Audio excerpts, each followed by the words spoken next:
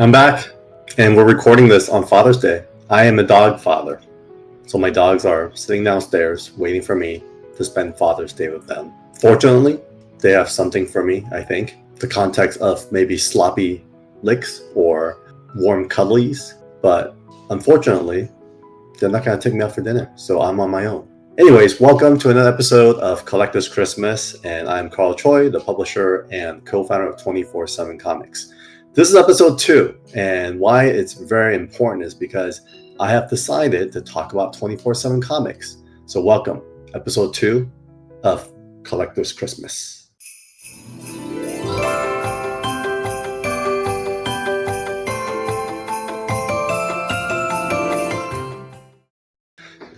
All right, so here we are, back to episode 2 of Collector's Christmas. Why I decided to focus on 24/7 Comics today was a few things. We're about to launch some new content on our website. We are going to launch new products on the store. We've gone through now 3 Kickstarters and in the midst of our 4th, Heroes Be Damned, and it means we just have a lot of product that people may have missed out on from our previous Kickstarter. So we had always intentionally want to make those available for you to purchase on the stores, but now we are actually going to make it happen. Let's get started with 24/7 Comics. Why 24/7 Comics? When I think about the mission of 24/7 Comics, we are an upstart publisher and content studio and a home for misfit creators because they don't quite fit in the big 2, and I'll explain more later. Ultimately, we are a community in service of the comic book industry, and we're dedicated to pushing the medium forward. Now, all those different parts can be broken down in elements. So as a publisher, yes, we do put out comics, but as a content studio, we also produce a lot of content on YouTube, Instagram, many places, wherever we feel like we can reach our audience. And when I say a home for misfit creators, the reason I say that is because there's really only 2 paths to go when it comes to operating in the traditional comic book industry. So there's the big 2, which is the Marvel and DC's and maybe Dark Horse of the world. And you're ultimately told what to write, what to draw, because you are working with their characters. And ultimately, you do have opportunity to have a higher profile because with bigger characters, you also get more marketing budget behind you. On the flip side is the creator-owned concept. Actually, I probably should have listed Dark Horse in that on this side as well. Image Comics, many more out there now does these creator-owned properties. In my journey in becoming a publisher, what I learned was it's tough to have to do what you're being told to do or draw what you're being told to draw. But what could even be tougher is creating sustainability for yourself in a creator-owned context. Because often creators have to end up spending up to a year of their own time investing in their own product, then be put through these creator-owned concepts, which ultimately has a recoup to be made, additional fees on the marketing side before they actually see $1. And if you basically don't have a hit, you are risking the time that you've invested. And many creators have voiced to me this challenge. So with 24/7 Comics, we do call ourselves misfits because we do a combination of both. We actually pay our creators upfront. We take all the risk, but ultimately, in the long haul, they will participate on any upside that does happen. So they won't lose their time or lose money putting their efforts and their best foot forward. But upon success, we all share in the wins. So that's the major difference of why we say we are a home for the misfits, because we are doing something very different. It's experimental. I think time will tell if we will be successful or not. In fact, when I say time, I used to think 24/7 Comics was a 1, 3, 5-year plan, but in fact, if you're going to be in the comic book industry and considering publishing, you better have yourself a 10, 20, and 30-year plan. And that's exactly where my head's at. Ultimately, when I say a community in service of the comic book industry, it's really about that. It's folks that are passionate about the medium, want to get more folks into it, are creative in ways on where they put comics in front of people. We say we are also dedicated to pushing the medium forward. And what that means is we explore all realms of distribution. So it's not just physical floppies in the stores, not just Kickstarters digitally, but even digital platforms like Vivi, we love. International foreign rights, we do some of those sales as well for our properties. And ultimately, film and TV and anything in the digital space, I think is super important going forward for franchise. Now, going back to the unboxing show. So there is a theme here today. We want to actually expand into when I open packages for 24/7. So this is my first package. I know exactly what it is, so I am just gonna open it up and we'll kind of partake together. So this first package is from the artist, also known as CREEES. Alrighty, throw the box away. Alright, so these are the head sketches from the BLADESMYTH Kickstarter. If you haven't seen BLADESMYTH yet, I highly suggest you check it out. We will have some of the BLADESMYTH products in store ready to go soon enough.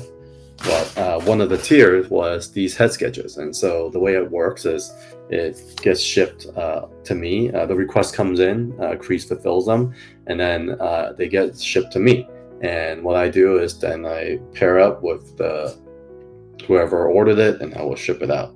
So this I'm actually not sure who this is. Not BLADESMYTH character. Now this is Ren, the main guy from BLADESMYTH.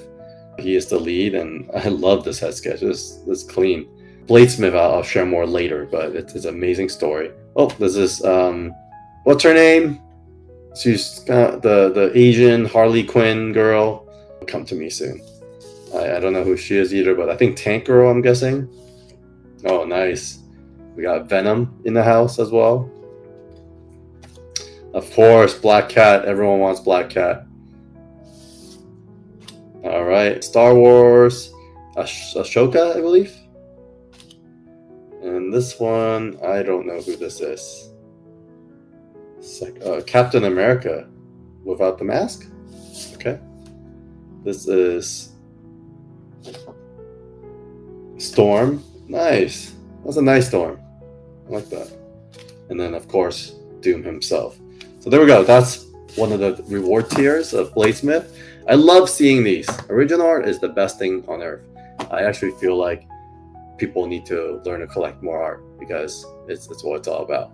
Continuing on our topic of 24/7 comics, CREEES was a comic artist that I met at New York Comic Con. I would say maybe 2019, right before the pandemic, and we stayed in touch because there just isn't that many Asian Americans that are comic creators. So for one reason or another, his style just really stood out to me because he's kind of like a young Jim Lee. I think a lot of people say that. One of the reasons we stayed in touch was because I love what he did with Batman. Because of that, I was always thinking about one day doing a commission of him. But what I didn't know was when BLADESMYTH was brought to me by a former CIA agent, they were saying, man, like this screenplay reads so much like a comic book. I think you should check it out. And so I did. I read it, and then it turned out to be really fun when they were actually looking to do the story with us. These are TV writers that are writing for the first time in the comics medium. I want them to work with someone that would understand the culture behind this whole story. So I introduced Justin, Linji, and CREEES, and then they really hit it off. And there you go. That's BLADESMYTH and how that happened. So we'll get into our second box unboxing. So this is it's pretty dense and heavy. Oh my gosh, these are so freaking cool. It's the Heroes Be Damned Deception game. Was conceptualized by Magic Nate. You may have seen Magic Nate on our shows. Something about Magic Nate you may or may not know is he actually does magic. And if you saw the launch stream, he actually performed a few of his talents that I think caught us off guard in a big way. There you go. This is so professional looking. So basically, in short, what this is our version Mafia. So because Heroes Be Damned was such an amazing, has such an amazing context to it all, Nate pitched this idea of creating a card game based on Heroes Be Damned. So we did. So thanks to needs creativity and our very own Jane's amazing design aesthetics.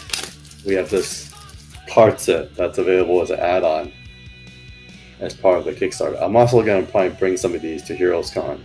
These are the characters, they're citizens,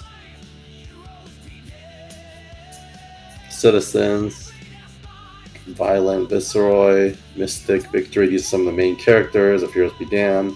The Mentor, Ironclad, Starblast, the Knight, Raven, the Damned himself. There's different versions of the Damned.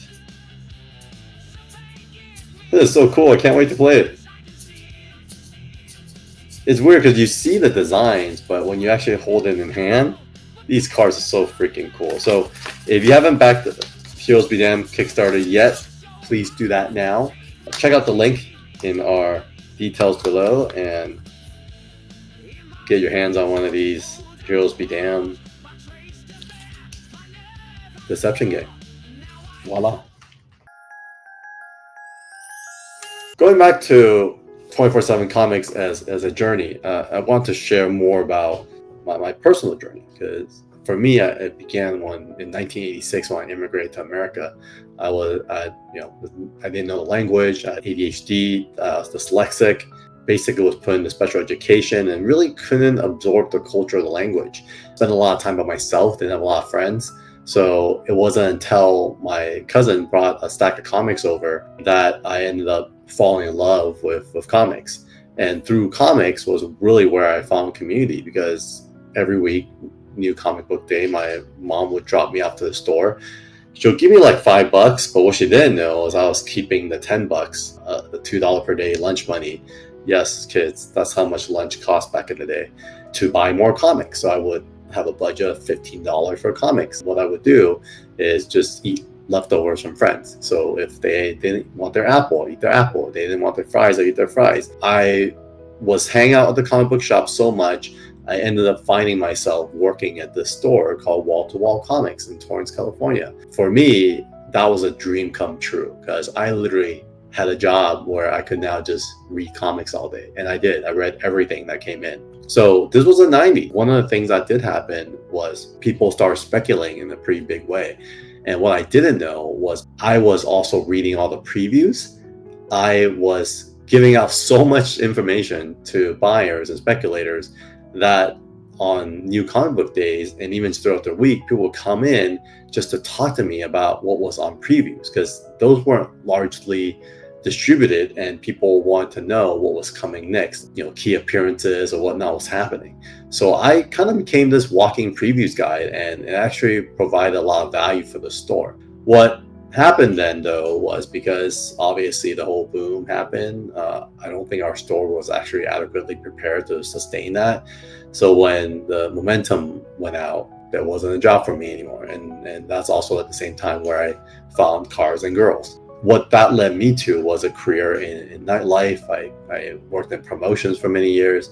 Then I worked in talent management for a number of years, and then eventually got into the film business. Why did I start 24/7 Comics though? It was one, I think my partner and I connected on comics, and he was my last lunch meeting before the shutdown. One of the things we talked a lot about was Valiant Comics. We talked a lot about the 90s and the comics we loved. And at the same time, we also talked about backing creators, because that's what we do.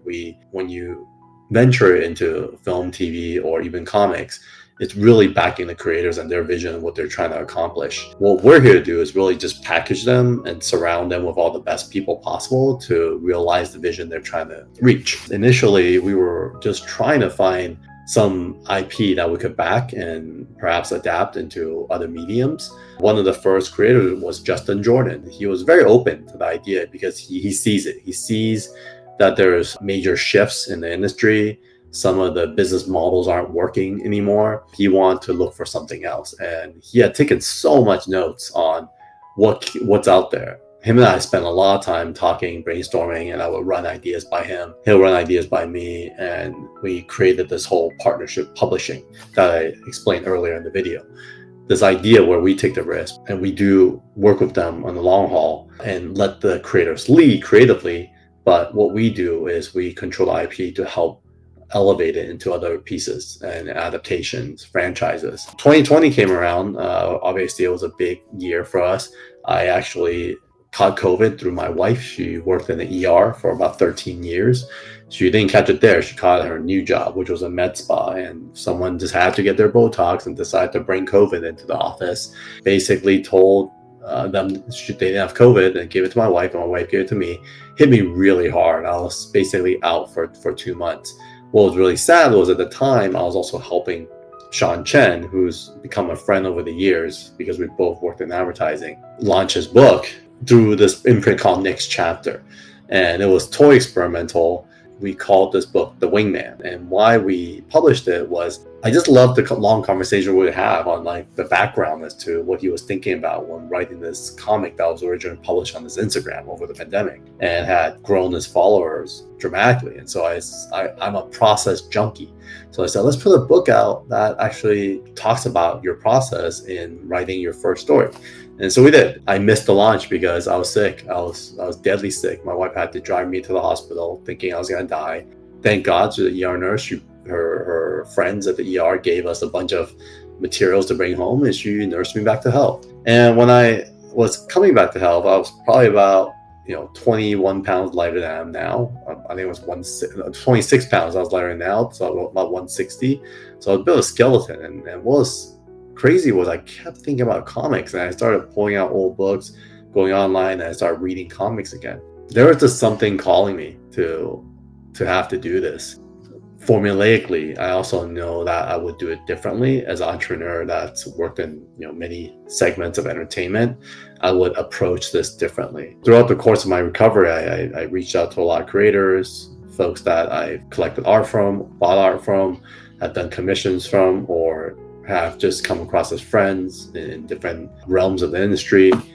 Basically decided to start launching books through Kickstarter, and we did. So now, as I mentioned earlier, we're on our 4th campaign.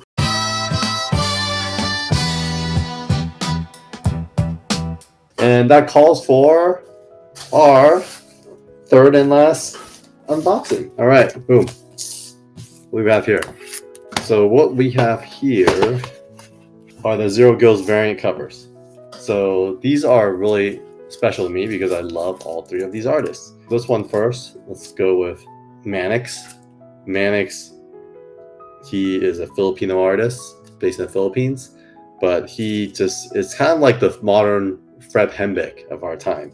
He does amazing recreations. He does really cool takes on stories.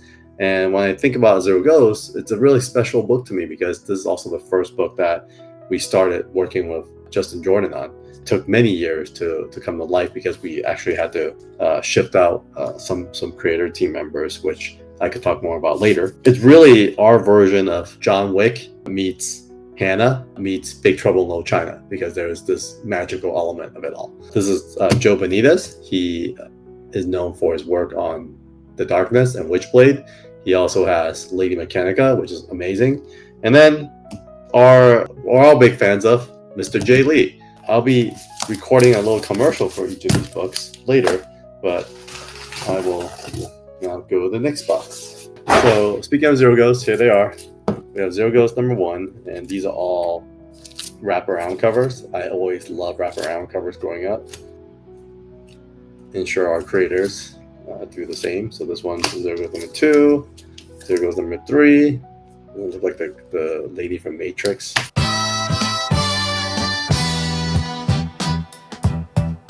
Then our second book that we worked on was Evermind. This one's really special as well because during my entertainment career, I had the honor of working with this actor named Daniel Wu, who is on the face of this book. And he and I have stayed in touch over the years, and now are partnering on these type of IPs as well. He's always been risk taker, similar to myself, where if you don't see the system doing it, then we'll just do it ourselves. And Daniel has always been really good at that. So Evermind is world-renowned scientists who figured out how to transfer human consciousness into androids. That's a really powerful tool. So at the same time, he's broke, so he has to get financing somewhere. So he works with this guy who owns an amusement park, kind of like our version of Walt Disney. he finances him, but at the same time, behind the scenes, he's selling the technology to militants and military type organization to leverage it for the wrong reasons. When these two worlds collide, his daughter becomes a victim of the situation, and he's forced to do something very dramatic to save her. What does he do? Well, you have to read to find out. So this is Evermind number 2. And what's really unique about this world that Sean and Daniel created is it's an amusement park that runs 24/7. So by day, these androids that are dressed up as princesses and like fun gorillas are entertainers in the park, but at night they go to this place called Underworld. And Underworld is where they take their suits off and the mech gorillas become battle bots. Basically, they're in these arenas fighting each other, and then female princesses become entertainers of the adult genre. So that's that. This is a very meaningful cover. It's not a wraparound, but it has Daniel a little bloody. It really kind of gives you this climax to the first arc. Coming soon, the second arc is 4 through 6 that Sean is almost done. I think he's almost ready to go, and they'll be around soon enough. Alrighty. Okay, so I didn't ask for BLADESMYTH 1 because there's a bunch here already, but I did ask for BLADESMYTH 2. In fact, this is the first time I'm seeing it. Freaking awesome. See. Alright, speaking of BLADESMYTH, there's one with holofoil and the one regular, and there's the holofoil. Dude, I really hope you guys order the holofoil because the way the foiling is nothing like you've seen before. And the reason we chose is because it matches the knife that Ren uses in the book. The foil is actually this I forgot what it's called, like a Japanese knife, and that's just the kind of waves that are on there. And then here's issue number 2. It's cool because it shows some of the characters of the past, including his mother. And then 3 is awesome. This is one that makes me hungry. I think one of the funnest things that CREEES said was being able to draw food. And then here are other Evermind covers. We had 4 Evermind covers that we did, which it's funny because I thought I had these, but we're sold out here because the last Comics Pro went to. All the retailers wanted these. And so, of course, retailers get first dibs. These are great covers because I thought the guys really and girl really took the time to think through what this property represent, and Mattel really liked the Underworld concept, so he created this whole Evermind Underworld, Britney robots doing their adult ventures, and the mech bots, the fighting bots behind them. And then so did DK Ren kind of added more of like the 3 worlds that existed, the soldiers and them going to war with the technology, and then obviously the showgirls, the mech girls themselves. Jim My Food did something a little bit more eclectic. It was more about the character himself looking ahead. Super cool. Man, Jim is just different. He's unique. Bella Rachlin, she did a really cool, dreamy fantasy, almost like a fantasy book cover. But it's really about this relationship between the 2 worlds, the Underworld and then the amusement park, Bubble World above. Kind of merges into Lucas Zhang, the main character that's based on Daniel Wu as a character. So these are all books that will be available on our web store very soon. So stand by, because the reason these books are here is because I'm going to record a few commercials that's going to plug into our videos. With that said, that is pretty much concludes our episode. This was gonna be a short one, but I also want to give you guys some context as to why 24/7 exists. If you have any more questions or thoughts, feel free to comment below. I appreciate you guys taking a look and taking a watch. Any moment and minutes you spend with us, we as a team really appreciate it because we work really hard to make sure we put good content as well as put good materials out there. If you are going to be at Heroes Con, I'll see you there. If not, maybe San Diego Comic Con. Otherwise, I will see you at the next Collector's Christmas.